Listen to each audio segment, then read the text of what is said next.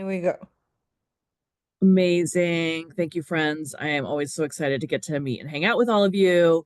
It's always a pleasure to work with organizing staff, and you all do such amazing work. For those of you who don't know me, my name is Audra Friend, she, her. I'm the Digital Communications Data and Technology Specialist with the UUA's Side with Love staff team. I am the person who brought our team into EveryAction after we left Democracy in Action slash Salsa and then Active Campaign. I did a ton of research to get into EveryAction back when it was independent. It's now bottom with Bonterra, and I've got feelings, but I'm glad we are all using EveryAction. It is one of the most powerful tools out there. It's being used by a lot of really enormous organizations that deal with tricky data stuff, Planned Parenthood, the DNC. So like we are in good hands. It's an incredibly powerful tool, and like all powerful tools can be like, whatever, hinky and fussy, and it's really awesome. So I'm excited to talk to you all about it. As others have mentioned, one of the coolest, I think, one of the modules that was really most compelling to us when we were looking at a software program was the advocacy module. This allows you to have your constituents and anyone not connected with your campaign be able to take advocacy in a variety of ways. This includes setting up petitions or like sign-on letters, emailing people, including an enormous database of elected officials down to the local level, as well as custom contacts. It allows you to pre-build, like, well, at the time, tweets when there was Twitter. Now it's X or whatever they call X's, and click to call so that your folks can fill out an email form and get a phone call in which they can call their elected officials, and then finally submit public comments on regulations.gov. So if it's okay, I'm going to screen share. Could someone let me screen share, please? Oh, Woo, thank you. So I'm just going to walk us through how to do this in EveryAction. So again, the EveryAction main module is like your person database. It's the fancier version of your Excel spreadsheet, has everything about your constituents, how you do stuff with your constituents, creating a list, adding information, details, codes about them, and then getting the reporting. The external portions will be sending your targeted emails and your online actions. And so online actions is anything your people do online. This will include your sign-up forms, your event forms, your donation forms, and our advocacy forms. So I set up the demo here. When you start a form, right, you're going to call it whatever. This is form stuff. You can, what's important about it is you can, again, link it to source codes, especially if you're using it as a list builder, right? You're going to want to give it a source code so then you know later, oh, it was my petition on supporting unhoused families that got a bunch of constituents, or whatever the campaign it's related to. Activist codes, right? We can do an activist code module. Whatever codes you want to know about the people who fill out this form, you can add those. If you have specific campaigns that this is related to, you would connect all that. You can always do these things after the fact and also apply them after the fact. So like, don't sweat if you're still like setting up things and you're not feeling like an expert on stuff. Nothing is like that seriously irreversible.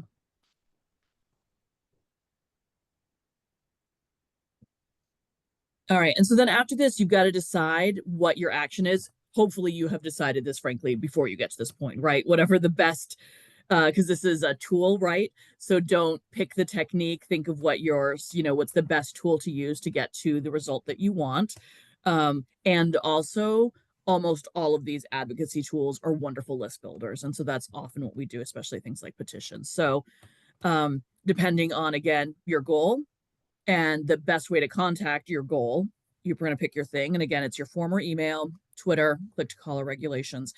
And essentially you build it through. The nice thing about EveryAction, one of the reasons we really liked it versus other databases, is that they are continually updating the elected officials and their information.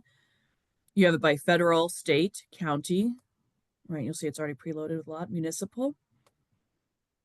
And then an opportunity to easily add custom contacts for really specific stuff. So when we were doing Stop Cop City, we were able to add the Atlanta City Council. When we were doing Click to Call for folks in Alabama about protecting abortion rights, we had a Bureau of Health Provider Standards director. It gives you a lot of flexibility so that you can do your very specific local organizing really effectively.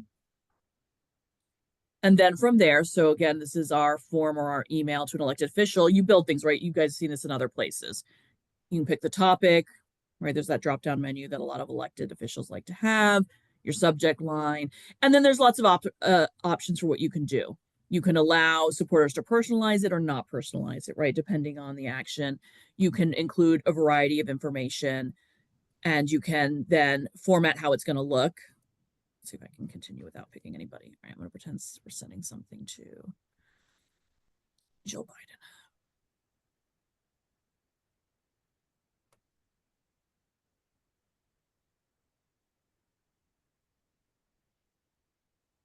As with all the other sort of forms in every action, you have an opportunity to do a lot of formatting, context, not forgetting this is sort of the web page that's going to introduce your letter, right? And you can preview everything as you go to see, if it looks the way you want. Right, we can preview it. I didn't have any text, right? So this is how your form's going to look, that kind of idea. You can close the preview. You can customize, again, much like all the other forms, for your branding and your standards. Again, put your header image. So especially if you're list building, folks know who you are. And then you decide what will happen after they send their letter, right? Do they get directed to a different form? Do they get directed to a page? Do they get sent back to your website? Do they get a thank you message? You can send confirmation emails preloaded with stuff. You can even put your share data. So do you want at the end of the form there to be a Facebook share button? Do you want a Twitter share button so that you can get wider social media shares?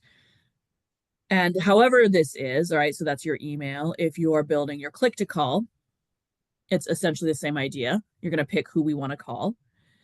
And you can do one contact, or when we're doing like federal organizing and people are contacting their state elected officials, we can do the 2 senators and their rep. And again, it's going to walk you through. You pick your topic. You can do a call script. So for every action, people will go to their website. So you're like, please do our click to call and call your elected officials to protect undocumented families. They read the website, explains why it's our UU value. They're going to type in their info so they can get their elected officials. When they click that, you should tell them you're going to get a phone call from us that will connect you to your elected officials. When they get that phone call, there's basically a recorded introduction, or there should be, from you that says, thanks for working with Side with Love and taking action for undocumented immigrants. This call script type, that's what this question is. You can either record yourself saying it, which I just do in Zoom, and then I just take the audio file, or you can write it up by text and then they have AI read it, so whatever feels right for you. Then you upload your file, and it gets built much as those other forms. I can't move forward without having a file, where you can then on your next page paste in the script or your suggested talking points for your folks, right? You again then, after they hang up, can decide, is there going to be a pop-up screen that says thank you? Are you directing them to another page? Are you sending them a confirmation email? That kind of thing. I see that there's something in the chat. Is it a question? I can't look at chat and my screen at the same time. Lisa was just saying that she had to step away, but Oh, since you took sorry, a breath, Lisa, since you took a breath, since you took a breath, I need to go way back for a second and ask you, yes. what the hell form are you looking at? Oh, when I'm you so go sorry. into I'm so sorry, because friend. You're in Red trouble. flag me. I'm so sorry, friend. All right, so we've made it to so from the main every action, I'm here in the upper right hand corner at that little like not 3x3 square. We're going to online actions, right? When you're in online actions, you're going to create new form and you're going to go to advocacy right here. And that's how I got to this first form. Right. Okay, and then you will call it, right? Pretend form for training. Pretend. And that's again where you get your beginner starting. I'm trying to figure out how you got, how did you get there? So this is after you basically have to title your form, right? What's the name of your form or the name of this action, right? So then if this was the one I was doing for work, this would be my undocumented families click to call. That's what I'm going to call it. All right. And then I would scroll down and I would say it's part of my decriminalization campaign. And I want people to be identified as click to call, right? These are some activist codes I've set up. I don't have a source code, but I would pretend I'd have one so I could learn how to it, and then I'd continue. And so then once you set up your form, that's what I'm saying, kind of got to know ahead of time what you're doing. Then you get to this page where you can pick what is the tool you're picking, right? You're submitting a comment. Is it a click to call? Are you pre-writing a tweet that people are sending to people? Are you doing an email or a petition? Got it. And then you can Thank drill you. I down. just Oh, of missed course, I'm that so one sorry. No, step. I'm so sorry. Any other questions, friends, since I zoomed so fast? Nathan. Audra, Oh, Audra, sorry. I have a caveat. We do not have click to call or the tweet in our Okay, package. We great. got the bare bones, You got the bare bones. So I'm sorry to tease you folks. but we do have email. Wonderful. Honestly, I think you're not going to miss the tweet, right? We all know X is whatever. The click to call, I would be curious about. I will say we don't have super high results for it, right? The bar of getting our folks to actually talk to elected officials is intense, and doing 3 calls at once on the call, we notice maybe people do the first call and drop off. So, and obviously, if we want to coordinate, feel free to reach out to us, and I'm happy to set up a click to call with all of you, right, on behalf of you all, and share the data. So, like, don't let that hang up. Nathan. Yes, I have a question. You said something about like this is part of our such and such campaign. Do you have to set up a campaign before you Yes. do this? Yeah. Now you can always go after the fact and retroactively add campaigns. So I'm back in our main EveryAction menu. And in your EveryAction database, if you go to campaign types and campaigns, right, you can set up your campaigns. So let me go to my campaign types. So campaign types, they're sort of the umbrella. So we have decriminalization as one of our umbrellas, democracy, accessibility, dismantling racism, right? And then within our campaign types are the specific campaigns. So then, for example, under my climate justice is how we have our Create Climate Justice and Green Sanctuary, 2 separate campaigns within our climate justice umbrella.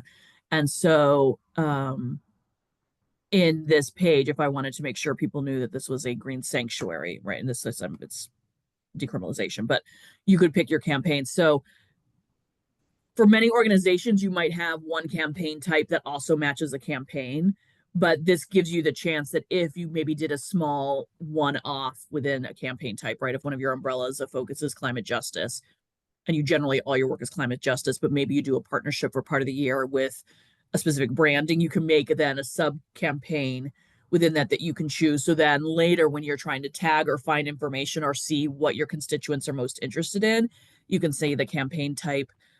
This is incredibly useful during the report manager, which is a tool we can use later. That's very powerful for basically helping you tell the story of your constituents, your organization, and what actions you all are doing and like what's really successful.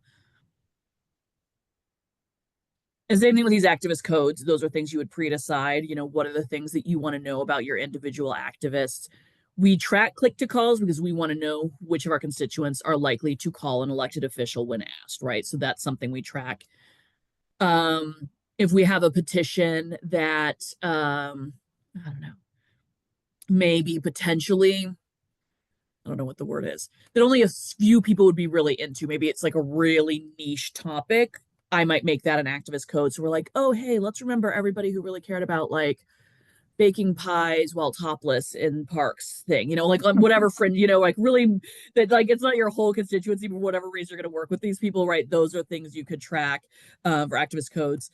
In all of your coding, I recommend don't get too granular because that's not really going to help you. If, pick bigger clumps, that's going to tell you sort of a chunk of what the work you're doing. I don't know if that makes sense.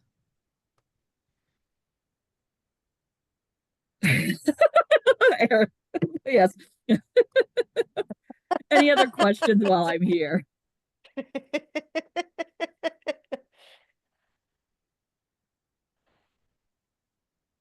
I have a few, if that's Yes. okay. Absolutely. Yes. So Audra, does the CUUSAN network kind of have like one EveryAction and a bunch of different committees in that instance, or does everyone have their own, or how does the setup look? I think that Margaret, is that something you answer? We each have our own committee and do our own work within. Yes, we haven't done anything across committees, across the sands yet. Gotcha. Yeah. If, Only other. if we have the most basic module, if we haven't paid for any extra modules than what, is the default, what of this do we have and what of this do we not have? Actually, this is a special piece of, we do not have the absolute basics. So what Audra is showing you is what we have. So this is something we all have. If we're- if you go to your online actions and you click on forms and you click on advocacy, this is what you're going to get. That is, you're creating an opportunity for your group to take advocacy stands with their legislators, with a whole shoot match of individuals. And I will say again, even if you want to toy around, this is a good way to do your pledges or your commitments. Again, as you're both your list building and as an activation, you do your form and email. You can pick, whatever federal, send to President Trump. It doesn't actually mail to them, but this is how you can be, right? We, members of blank, pledge to resist, fascism, whatever. People send names, right? This is something Side with Love did back in the day when we were a new campaign to build our lists and develop stuff, right? That's a good way to use and learn the advocacy module. And I think Margaret said you all will not have access to the Twitter one, which I do not think it's a big loss. And you don't have access to the click to call, which also I think, unless that's a huge part of your campaign work, is not an issue. You all, like I said, I'm happy to share it on our end and then we can split data, right? Like I will share with you what happens. If a click to call feels like a really meaningful tactic. And then if your organization takes action on doing public commenting, I don't know if you have access to the regulations.gov, but then you can help people submit public comments on federal documents. So that are open to comment period. I have a question. I know we don't have access to Twitter, but I think we've made a conscious decision to avoid Twitter and go with Blue Sky. Is it possible to create a message using this Twitter function and send it to Blue Sky? You know what? That is a good question. I don't think so. And I would reach out to the support and ask them what their timeline is. They may have it in the works in the back end. We also, both the UUA and Side with Love, have decided to deactivate our Twitter/X accounts for that reason. And I think the era of those sort of tweet storms has passed for much of the work that our organization does, at least.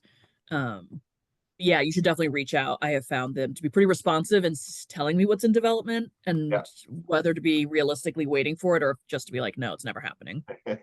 Okay, thanks. No problem. Clara? You're muted, Clara. I'm still muted. No, now you're good. So just to back up a second, I just went to my targeted emails and then pulled down the drop down menu, right? Nope, you're gonna go to online actions. Online action. Right, online actions.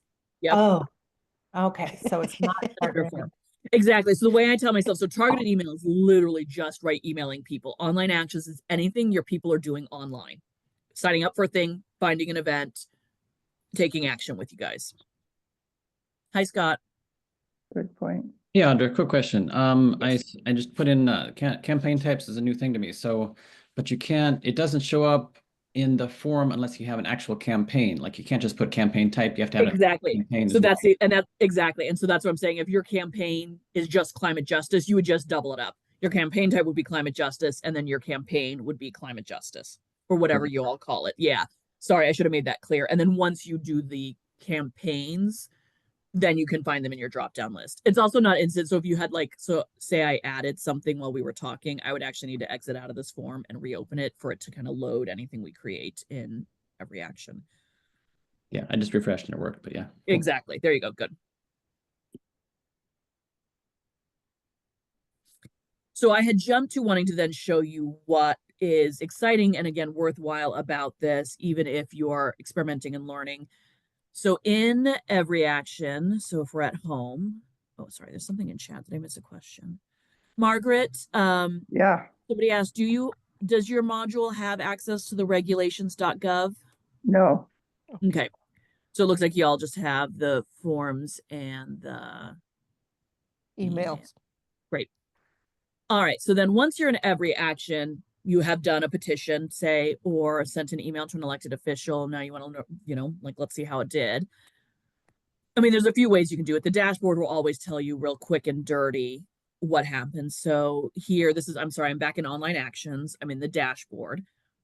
Here in the form overview, you can see the types of forms we have. So I'm just going to filter for advocacy forms and see really quick, like, right. So COP city vote demand fair signatures, 265, 15% active, right? You can sort of scan.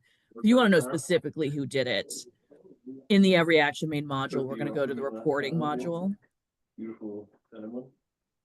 That's going to, we're going to scan. We need somebody to mute their phone, please. We're getting background noise. So we're going to go to report manager here under reporting. And then under, there's whatever default templates, you can filter both by name. This is where I type to search things, or you can find types. So if you're looking for, I want to know what all the advocacy report forms are. They have 2. And so your advocacy reports, these are one of my favorite tools when the field team wants to know stats about something. These reports are really handy. This dashboard gives you some really quick info. So right now, my advocacy report has nothing because it's looking at advocacy actions from December 9th to now. We didn't do anything. So I'm going to edit my filters for the form details. Let's see. I guess we're going to say anybody who filled out a form last year.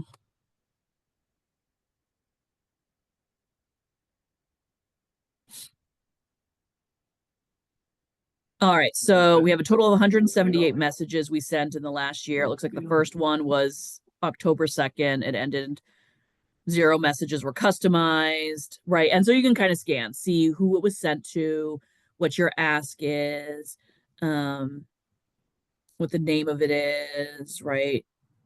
If it was success or failure, did it actually go through? Did your constituents actually complete the phone call? Right. So this can tell you, again, what we see a lot in our click to calls. We get more failures than successes. And part of it's like the every action click to call module. Well, I guess it's sort of meaningless to you, so never mind. I'm trying to think of when I did an email one. Let me see if I did one in 2020.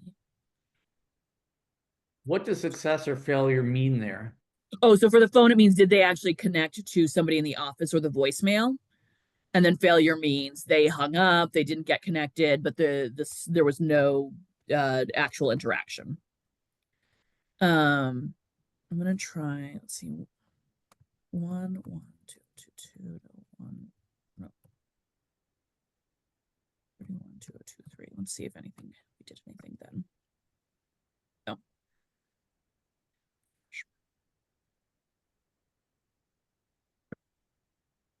All right, so here we did some emails and phone calls. Again, for your own edification, for your annual reports, right? These are always really helpful. We sent out 1,600 messages by 800, contacts, whatever the deal is. It tells me who my supporter is, the target, again, success or failure. You can edit your columns to include more or less data if you want to know, for example, the campaign. My target was a custom, right? So like you can see a big scan of everything that happened. Let me find an email one. These are my click to calls. My form and emails. All right, so here it looks like we had an email for the Board of Prisons, Free Them. This is something we did during COVID. It tells you if the email successfully went through. So this is what you all will see if you're doing either your petitions or your emails. This will tell you who took action. Later on, then you can export this data if you want to then write thank you notes personally as people, or, whatever the deal is. The reports can give you data and help you, again, tell the story and analyze how successful your advocacy actions are, either in terms of successful with your constituencies, whether it's successful with the targets, right? That's a whole different thing. But right, what percent of your constituencies are taking action? And then you can add columns, for example, of, are these new supporters? Are these people who've never emailed before? So they give you a sense of how much your action went beyond your current constituency or something like that. All right. I see a question from Martha. Can I view my email list? Yes. I can jump to do that next, but do we have any more advocacy questions?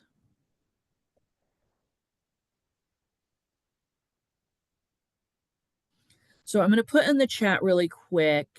Here is the advocacy help module section in EveryAction. And they have both their articles. Oops, I'm sorry, Andrew. I messaged you directly. Let me. So there's the link to their sort of advocacy module of their online trainings they've offered, their step-by-step pages, and then like how-to articles. This is the webinar that I first used when I was setting up advocacy stuff, just their best practices for advocacy campaigns. I found that really helpful. And then here is the step-by-steps written down for you of the stuff I just showed you.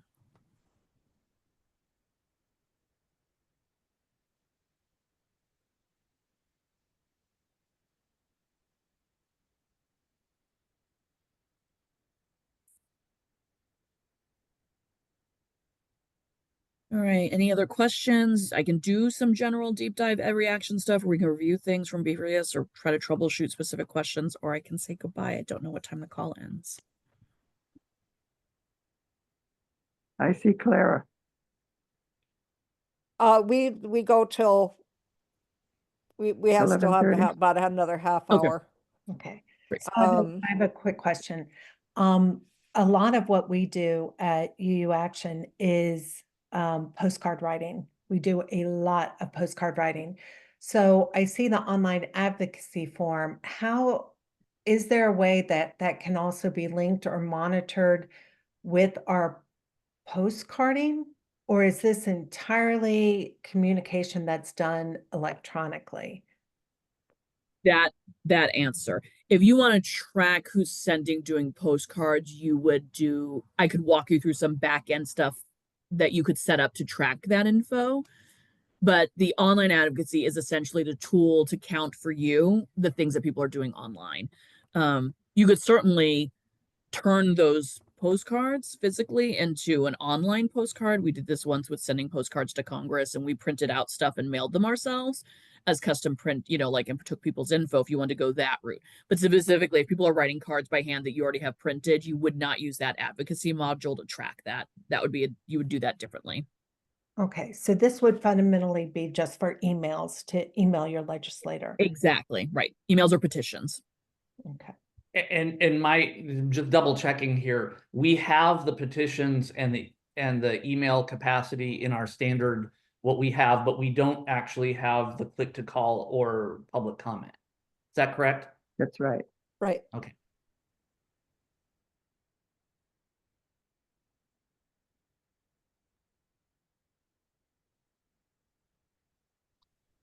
So a question 2 is once you draft the form and everybody uses it, okay, I'm assuming that you've got talking points or something.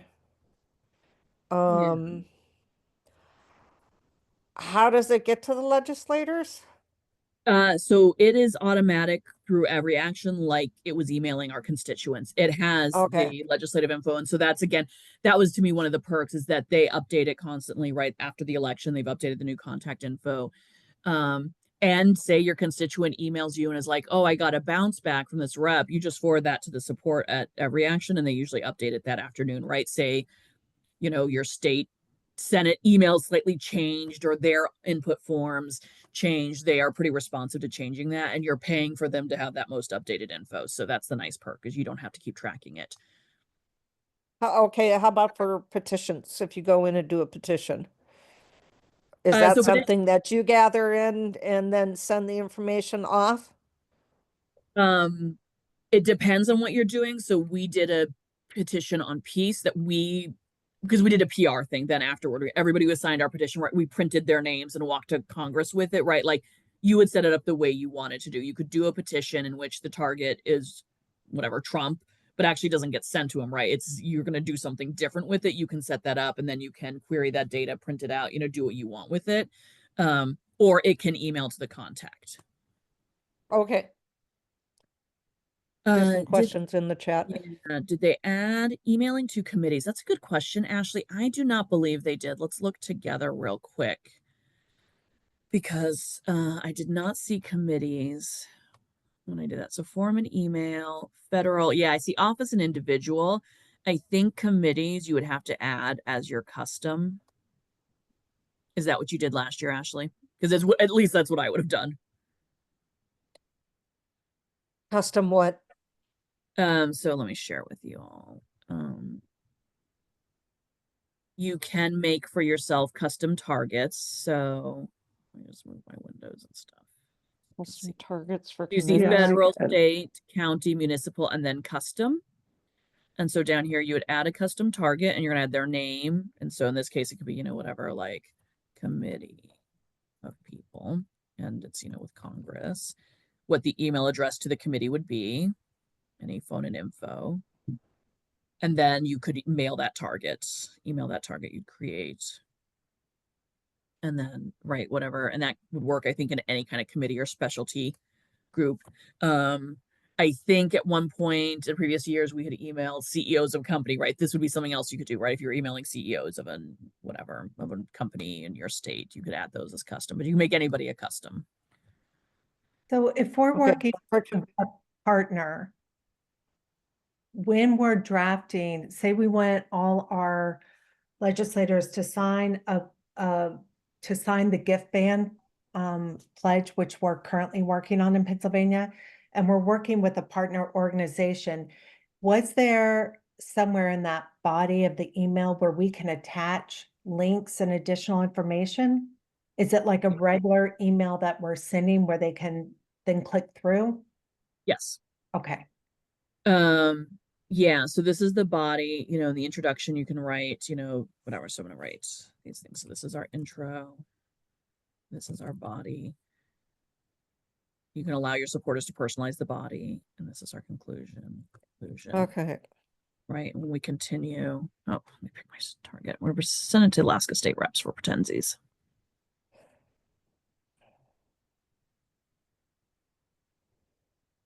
Right. Here's why we care. Take action. I'm going to make it a single page. I find that our constituents prefer that. You know, whatever info you need. This is also a great place where you can have your email sign up form. So, right, again, use it as list building. You have to activate that. It's not by default. Let me continue. All right, let's preview this.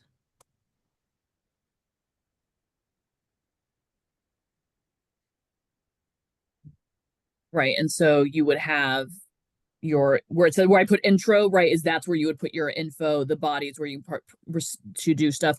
You cannot, as you can see, they can't send. I'm sorry, and I think this is your actual question, Clara, is you can't actually put hyperlinks or anything in here. You can't send attachments in this way. It's just plain text. I think that would be sort of a separate action from you, from your folks. Now you could include it as a text URL, right? Like we would do, for example, is in writing this, I would say, because of these reasons, please see our letter at uua.org. Cool letter. You know, whatever the URL is that you would make for your document. And is this sent separately from like our regular email blast? You could just go from here, create it and send it to your supporters. You don't need to go to a targeted email and okay, good. Yeah, you would still make a target meeting. All you're making is the form that they would fill out. You would still need to blast, promote it, do anything you would do with any other ask. Okay. Audra, you Yes. said something about that these is also useful as a list builder, but I mean, if we're sending things to our existing list, that can engage people, but I don't see how that builds the list. How would this be useful as a list builder? Yeah, I mean, the idea is that, right, if you're taking action with a partner and you're asking your constituents to share it with members of their congregation, their neighbors, their communities, right? So then people who are going to care about this, right, time sensitive issue. So for example, when right before the election, right, when there was that legislation to criminalize nonprofits, right? To make it easy to make them terrorist organizations. Lots of organizations found that to be great list builder. People got really freaked about that and were really supportive. And so essentially your constituent will share it in their Facebook page potentially, or on their Facebook, in their, I don't know, Instagram page somewhere, just text people they know. And that's a way to build, to get data, those actions for those time sensitive stuff people care about. We have found have been good ways to get more folks engaged than your usual folks. But it also is a chance to see who are your top level activists. The email ones I find easier to build, right? Click to call, it's a higher bar. A lot of people don't like to talk on the phone. That one's not successful.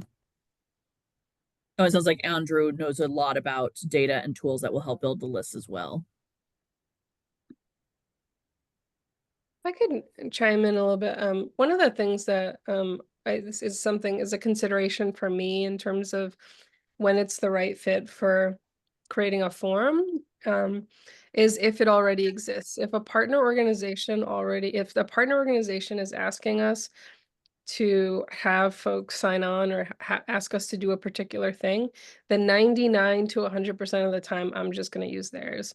Not because it doesn't necessarily help us in terms of maybe we're not going to be able to track which one of our people are doing it or building our lists, but in terms of our responsibility to our partners and to actually have really it's that the larger commitment, I think, is to building our partners lists than building our lists. That's kind of how I think of it. So it's very rare, unless it is that we are uniquely positioned or no one else has the capacity or bandwidth within our movement to be the one creating that form.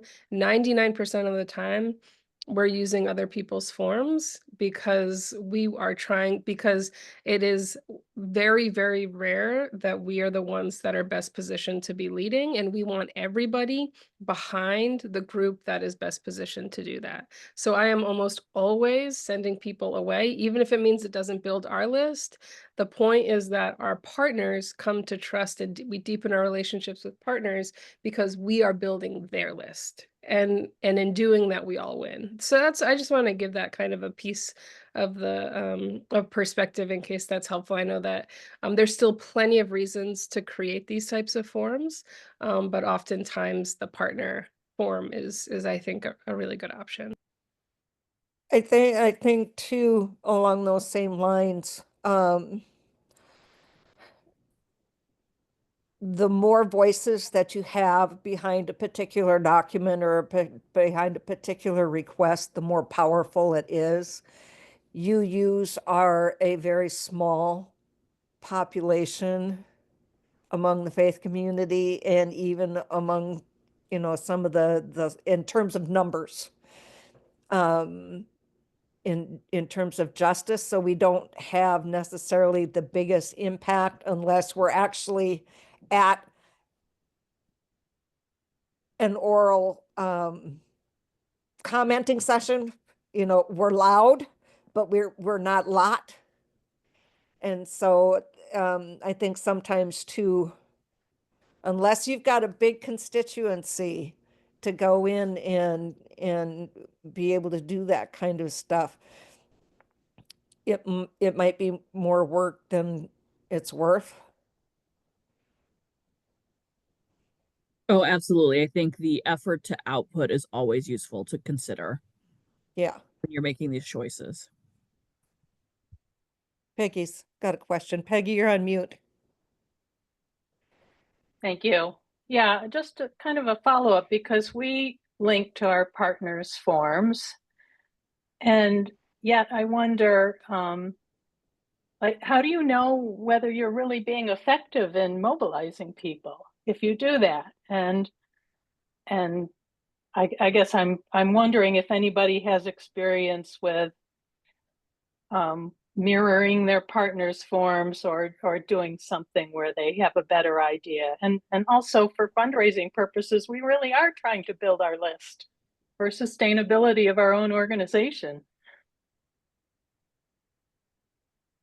Yeah, I would follow up with Andrew about tracking. I use my email at a minimum just to track and see what are the best clicked links, right? And then I can both change around order and talk to the partner.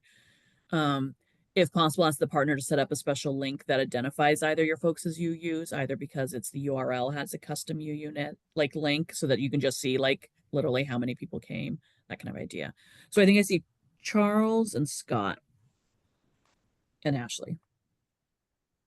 I was just going to add quickly, we've had this exact experience where with some partners, they ask us to make our own versions of the form because sometimes they want multiple groups to be represented rather than it all coming in from one group. So there's give and take on that. But Yep. we have found, Peggy, that often our partners are completely okay. We always ask, but often they are okay with us replicating down to the language that they use, but there's benefit there. And from a fundraising perspective, it really does make a difference because you can rest assured that when you do send people to other forums, they will be getting fundraising emails from those organizations at some point at the end of the year. So I completely hear Reverend Lisa's point, and I think it's a really good one about finding the balance with the partner organizations. And I just want to add, when you're first doing this, the effort to get to results feels like a lot, but if you do it, you will learn from it and it will become easier to do as you go. I think it can be one of those things where if you have someone who has done it before, this is where we could really partner with each other, right? Like, so if an organization is like doing this for the first time, but you just want a little help or hand holding, I'll say we'd always be happy to try to help out in that way from New Jersey. So because it's daunting, because again, especially the first ones, you put so much energy and effort into this and it may feel like very little payoff. But if you do it enough over time so that you become comfortable with the tool, it can be extremely powerful. Yeah, and I'll just jump in. This is Scott. Again, respecting Lisa's perspective on supporting partners, we also feel like the more organizations that are supporting something is often more impactful than lots from one organization, especially if they're differently worded. And ours are almost always slightly differently worded. And so a different wording shows up as a different message than an identical message.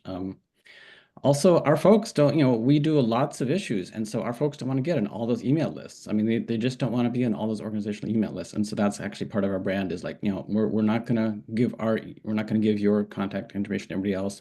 And we're actually not pushing you to do that yourself. If you want to, obviously you should. And we always list the partners that we're working with so people can do that. So just different perspectives. Mm-hmm. So it sounds like there's some planning that needs to go into whatever action you do and what you want your outcome to be first to decide how you're going to get what you need from that particular action. And then you go into every action. Online forums. It's Ashley trying to talk. Create advocacy. Mm-hmm. Oh, set up your campaign first. Set up your campaign type, set up your campaign, then go in and do your online form. Okay, got it. And then I think, Ashley, are you trying to ask something? Yeah, but okay, there it is. Yeah, no, I was gonna say exactly what the gentleman's just said, but a lot of I find that when we submit testimony, sorry, a lot of what our issue leads are doing actually makes it a lot easier to make the letter. So I take a lot of what we've already gotten and then use that to create our letters. And again, our perspective is different than everybody else's. So can you hear me? Yeah. Mm-hmm. Okay, yeah. But yes, and using other people's forms, I found that I was just fundraising for other people and we're already trying to make sure that we don't go bankrupt. So that didn't seem right to me either.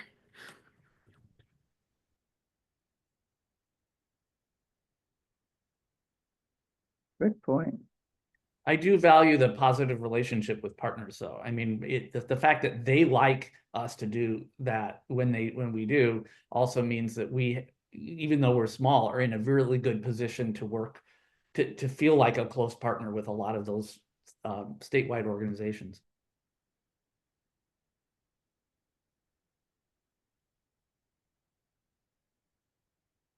Go ahead, Claire. And a bunch of us making noise from a lot of different angles is really more impactful than if we go single file. If we could all do our letters on the same day, it's powerful. I think that depends upon what the issue is. Go ahead, Clara. Yeah, true. This is sort of tangentially related. On the last CUUSAN call, there was a lot of discussion about how many of us are volunteers and how many of us are supported financially. And if this isn't the appropriate time, let me know and we can do this some other time. But we are in the middle of our fundraising campaign because we are funded. And so we have access to a graphics person who does a lot of our graphics for us. And she's created this amazing campaign about autocracy and about UU values and what we're fighting for and how we always need to sort of be aligned with that as we're looking at LGBTQ or we're looking at women's reproductive rights.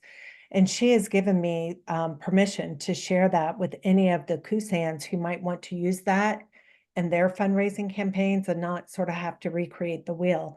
So again, this isn't really dealing with every action and advocacy forums, but it does deal with, our sustainability. So I just throw that out there. And again, if this isn't the right time, I apologize for that. But there you go.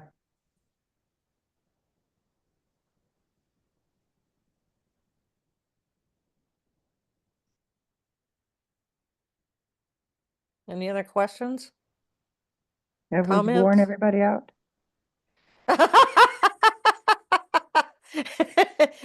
It's just wait till we all get in there and start actually doing it for those of us who haven't done it yet. then And what are our and conversations Andrew like is at going to get 4 these in the morning? slew of emails. Well, and don't forget We Andrew. can come back to this. Yeah, and I Yeah, see that's Andrew. I said Andrew. Yeah. Oh, good. Okay, great. Both, Yeah. yeah. Both of you.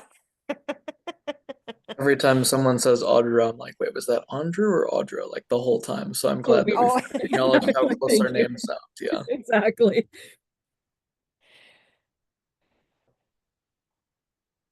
Okay, well, Lisa had to step back. So are you all comfortable with ending as we are right now? Yeah. I'm not getting a lot I'm of filled up feedback to here. here. Wait. Audra, are you up for some They look a troubleshooting little questions? catatonic.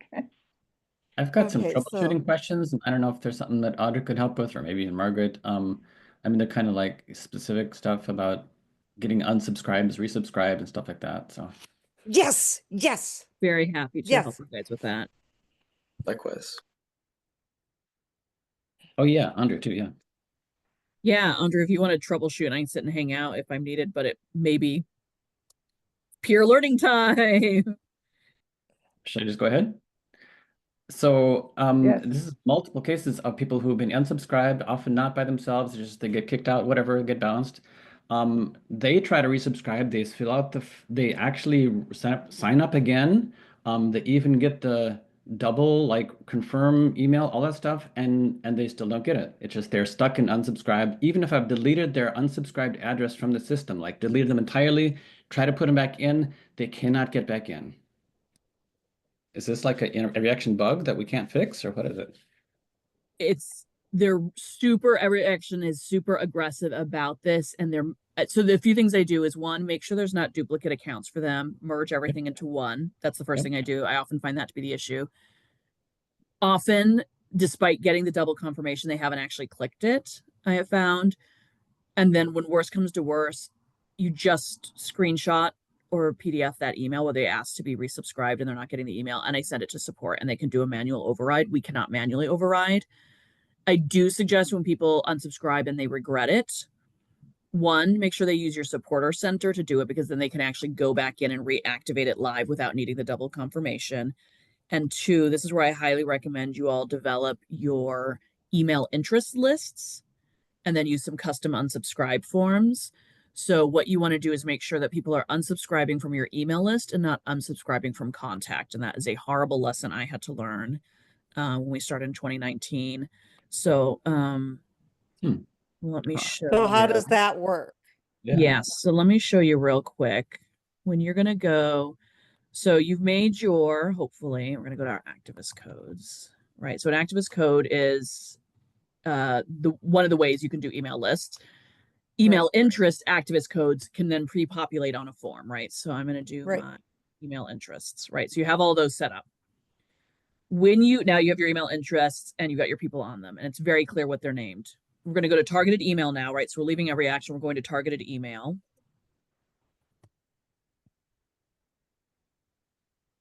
And excuse me while I click around because I didn't have this in mind for today. So now we're in the email thing. I think we're going to go to settings. Let's see if it's here.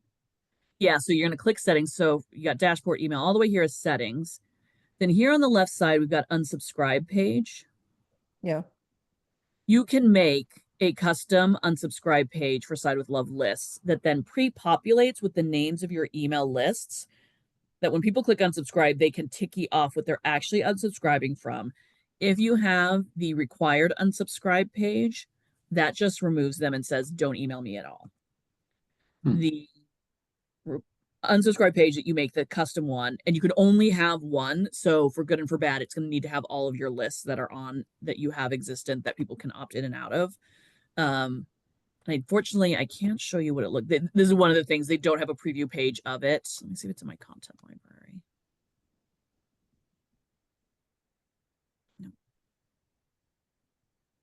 No. Yeah, I think that's just my subscription confirmation. And then what will happen is when you build your emails under your compose message, you're going to want to make sure your unsubscribe page is your custom one, not the required. And that will help you manage that. The other thing I will say is please, please, please use this view as web page option, or put your email as a blog post somewhere, and encourage your audience to not forward emails. I have so many people, congregational leaders, who forward an email from us to their list, and then somebody else on their list clicks the unsubscribe link, and then this person gets unsubscribed. Please, please, please put in this view as web page and tell people to share by the view link, so that you don't have other people who are irritated by that person's sharing, blah, blah, blah. Audra, I don't know if you have other tips for this in your experience with it, for helping to minimize or do the resubscribes. Yeah, the biggest thing with resubscribes is kind of something you covered, Audra, which is that every action is really weird about merging accounts and things. Like, I would say that, Audra is very thorough, but 9 times out of 10, I would say it's that you have to merge somebody's account so it's all under one and not multiple, because that gets wonky. Or there is something happening at a higher level of permissions that you cannot see. You need to contact support so they do the merging, right? And given the level of access you guys have, it's probably the second one. A lot of the time, I'd be willing to guess. So don't be afraid to hit up the help desk. And I'm happy to help you phrase what you need to set help desk to get that done. Because sometimes you ask the question and you think the wording makes sense to you, but they'll be like, what? And I know what it's like to be on that other side. So Oh my God, yeah, exactly. And what I do is when people email me saying I didn't get it, I ask them to actually just write me a sentence that says, yes, I want to be subscribed to this in the name of the list, because that's really helpful. Support always wants very obvious proof that the person asked for it. It's sort of repetitive and people get irritated and they're like, didn't I just say it? And I was like, I know, but I need it really clear, because support then asked me 5 times, did this person really want to be on your email? And it just sort of saves you a step. Could you walk us through how to create a custom resubscribe page or unsubscribe page? Yeah, let me see. The problem is that I can only make one. And because I have mine made, I don't think I can delete it and start over. I don't know if anybody's willing to be a like test subject with us and do a screen share as they click through. I'm happy to do it, sure. Yeah, Nathan, do you mind? It's Scott, but yeah. Actually, Oh, Scott, I'm so sorry. no worries. Oh, wait a minute, Scott, you need, I don't have mine open. Oh, I got it. So what? You got, okay. All right, so you're going to go to your targeted email.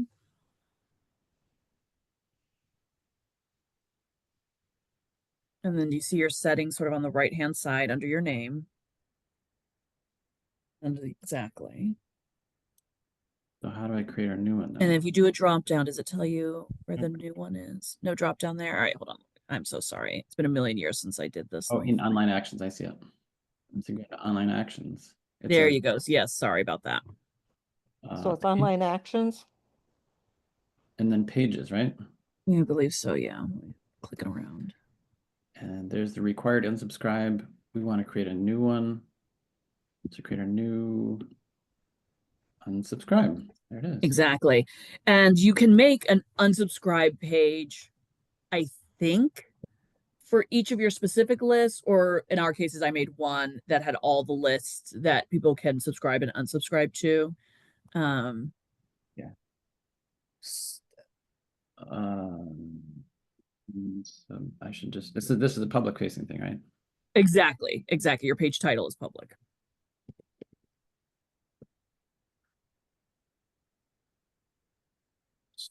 That decent? Yep. I don't need her. Or which list? I'm just gonna do one. Because we only have one. Right. So it'd be from unsubscribe from our email list that people click from the email so they know what list they're clicking to unsubscribe from. Exactly. In our case, ours is always unsubscribe from Side with Love messages, and right, it shows a list. But if you're only got one list, that's all you need. So, but if I've got issue lists, so if I've got immigration. Yeah, so then you would title your page. I have to title each one according to that, and then when I go in and do the template, put the unsubscribe template for that particular one, or put that particular one on that template. Exactly. Okay. Okay, and I can put in stuff. Yeah, I can exactly right. Go through exactly how much detail you need to build on the page. And then when you hit continue, the next page is where you can select the email interest groups that people can unsubscribe from. Right, and we don't have lists, so. Exactly. Okay, great. And then I would say, also don't forget to set up your support or your what do they call it? User center, because that's the easier way. That's a more effective way for people to resubscribe without us having to do it if it's possible. People still get confused because it says log in, but what it is it gives you a click to log in. Right, but theoretically, this doesn't totally scrub their email from our system. Exactly. It should just remove them from that email interest. And theoretically, we can re-enter them into that email interest, but we might need to go through support. Yeah, no, you should be able to add them to the email interest later at a different date, right? If they do something and resubscribe later, like that should be fine, but you don't have to go over the hurdle of them actually giving you permission to send emails. It's that email permission part that can be the harder part with every action, as if when they click and unsubscribe and it's not an email interest, every action broadly interprets it as they never want to hear from us. Yeah. And will this work with unintentional unsubscribes, like they get bounced and stuff? That's a good question. I actually don't know how the bounce unsubscribes work. I have not dug into it too much. This is the form they filled out. So if that happens, the bounce unsubscribes is the most problematic because like there's just no way around them without going through support, it seems like. Yeah. Yeah, absolutely. And that's where I usually have to have an email from somebody saying I want to be subscribed. Yeah, because they never unsubscribe intentionally and then try to get back. That's never a thing for us. Oh, okay. Yeah. Like it's always like I don't know how I got off, but I want to get back on. I can't. So. Oh no. So for me, it's always those congregational aliases, president at First Parish, whatever. Yeah. Okay. Last year's president didn't want to get emails from us, then this year's does, right? And that's what I'm always jumping through the hoops, being like, nope, this email as a new user, right? So that's where I find a lot of on my end with every action and trying to prove that people want to be back on an email is these sort of congregational aliases. Got it. All right, thanks. Well, every action bumped me off. And That's it's like, yeah. what do you My own- mean? I didn't unsubscribe. dangerous. But the problem raises though is that I had 50 other unsubscribes, and now the question is did they really actually unsubscribe, or did, you know? You can always ask support to go back and look in a record for an unsubscribe, but in most cases I will share it is actually human error in all the places where somebody's like they crossed their heart, swear to God that they didn't do it. And even the bounces, I found the bounces to be not, at least on my end, not super aggressive. When I've done a deep dive into the unsubscribes, it is typically them or someone they forwarded the email to unsubscribed, or they use something like, I think it's what unsubscribe me, like one of those apps, and they just did a big click through and didn't realize precisely what they were unsubscribing from. So if somebody forwards your I email, didn't unsubscribe. if somebody forwards your action and that person unsubscribes, it unsubscribes the original person. That's right. It does, yeah. That's That's why I right. was use that, you Wow. know, insert that view this email as a web link and try to encourage your constituents to share the URL Yeah. or the action on your page and not that email. This happened all the, including my colleagues. My staff team always is unsubscribed, and it turns out they forwarded it to someone who then clicked the unsubscribe at the bottom. That makes sense. That And then does make sense. one follow-up.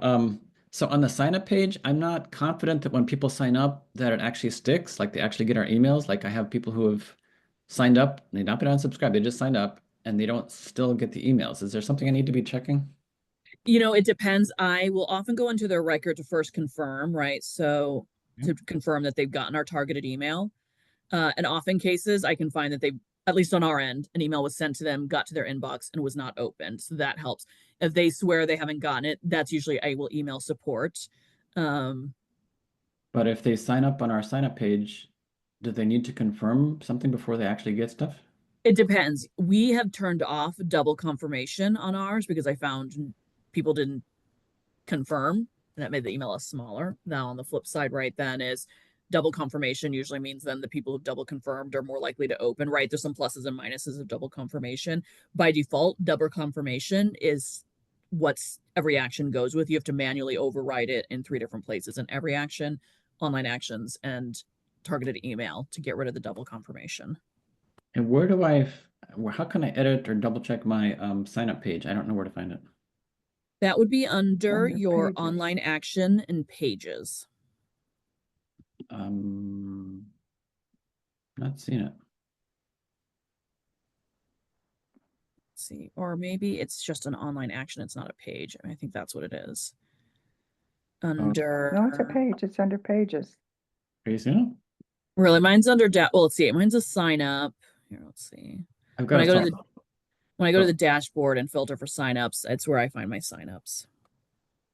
Right, yeah. If it's in the queue, you can just check the queue. But if you haven't done it yet, it's under pages. Maybe you can help me find it, Margaret, but I found it for you a while ago, so I think it's there. and it's not the self-service portal. I've got self-service, but this is something different, isn't it? Yeah, so here if Oh, no, I was thinking self-service. yeah, so when I'm in my dashboard for online actions, and then I'm searching for my subscribe pages. So like my subscribe, here's my like Side with Love. My subscribe to Side with Love, and oh, here's my embedded form. So it's a sign up page under type. So then this is like Bring understanding, climate understanding. There it is. Oh, so so when, email under list sign up. yeah, to create an email list sign up. So like on Side with Love where I have like subscribe. Yeah, subscribe I got it now. form. Yeah, right. So whatever's embedded here, that page to edit it is under online actions, and it's a sign up form.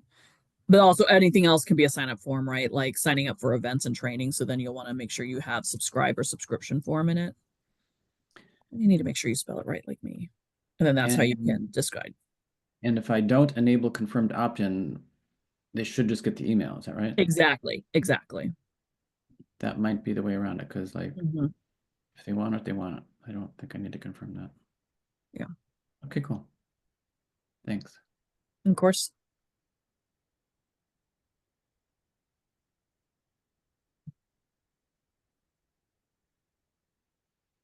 Hey, Scott, Yeah. have they been looking in promotions? Because sometimes mass emails will end up there, and if people are just Yeah. looking in their inbox, they may No, not see it. I'm actually looking in their contact record and seeing that we haven't sent them anything. Like they signed up and we never sent them anything. That could also be exactly it. We had this problem actually after the revival. We had a bunch of ticket purchasers like right before a holiday, and then everybody's like, "You didn't email me. I haven't heard from you." And I was like, "Oh, well, it's the holiday. We didn't send you anything yet." So I often go to a person's record and look at targeted email or like event signups whenever they're like, "Oh, I didn't get X," to confirm that X actually happened, and then work it backwards that way. But again, if they sign up, they're on our list, and if we send to our list, they should be getting emails. And that's Exactly. That should show up under targeted email. Exactly. unless they're confirmed opt-in, in which case if they haven't confirmed, they'll never get anything. So yeah, okay, that might help. That might solve it. Thanks. And then all they have to do is just email you to be like, "Nope, I really want to. I want to double confirm." And then you can just email support and say, "Please confirm this person's subscription," and EA support will do it for you. Oh, one last thing. Sorry. Sometimes I get paper signups. If I manually input them, will they automatically get emails?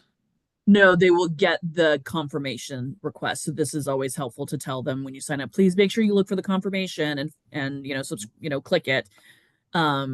Depending on the list size, we will sometimes send from our personal email. So again, like our revival ticket purchasers, we had a bunch of people register for the revival and then immediately unsubscribe. And so we emailed them manually to be like, "Hey, like you really need to stay on these emails to get the revival updates." And so, like you can carefully do those things if you believe that folks were not paying attention, but like I would only do it once because that gets into some really hinky territory with like spam and all that jazz. Okay, so if I add them myself, they really do need to confirm. Okay, great, thanks. I'll stop now.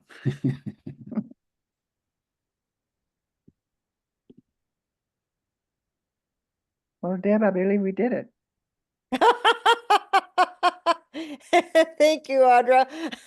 We haven't worn her out yet, but we've Oh, worn my the rest of us out. pleasure. Well, now you've got Andra too. Like, invite me in a few months and we'll do some more workshopping together or handhold. Okay, thank you. In a few months when you guys are ready to look at data and statistics and reporting or something. I don't know. This is fun. I love hanging Okay, out with y'all. thank you. Yeah, we're looking forward to more sessions. Well, Happy New Year, friends. See you all later, Lee. Thank you. Take care. Thank you, everybody.